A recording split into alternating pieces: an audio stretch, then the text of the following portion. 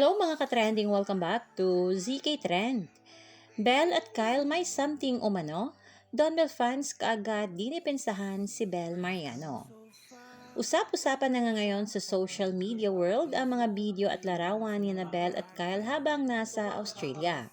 Marami kasi ang nagsasabi na hindi umano mapaghiwalay ang dalawa. Kapwa nag-extend ng ilang araw sina Belle at Kyle sa Sydney, Australia at sabay ding umuwi ang dalawa sa Pinas kaya naman kaagad inisyu ito ng ilang netizens. Maraming nagsasabi na super close masyado ngayon sina Belle at Kyle at spotted pa na mag-holding hands ang dalawa. First time umano nilang nakita si Belle na may ka-holding hands with others beside kay Donnie at mukhang masaya daw si Belle sa naging trip niya sa Australia. Maybe it's safe to say na kaya binuwag ang love team is not just for growth but also to be with the people they want to be with. Never saw Belle holding hands with others beside Donnie. Mukhang masaya siya sa naging trip niya sa Australia. Wondering ba't di nag-extend si Donnie sa Australia to join Belle? Oo nga pala, FS lang sila, iba ang closeness. Ngayon ni Kyle and Belle di mapaghiwalay sa Australia. Mukhang si Belle ang unang mag-hard lunch ng love life niya.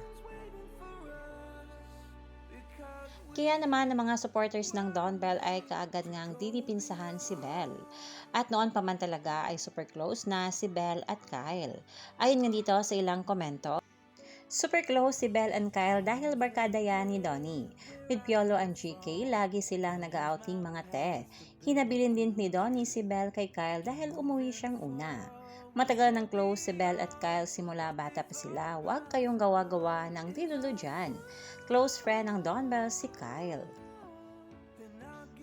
This bunch has been friends for ages, even before they made their names in the industry. Each has worked on at least one project with the other. Their bond is undeniable. This is the kind of friendship that anyone would want to have. Hindi mo rin talaga masisisi ang Don Belle na super private sila kasi grabe ang mga mata nasa kanila palagi. Kayo mga ka-trending, anong opinion nyo at reaction nyo tungkol dito? I-comment na. Hanggang dito na lang, maraming salamat sa inyong patuloy na panonood.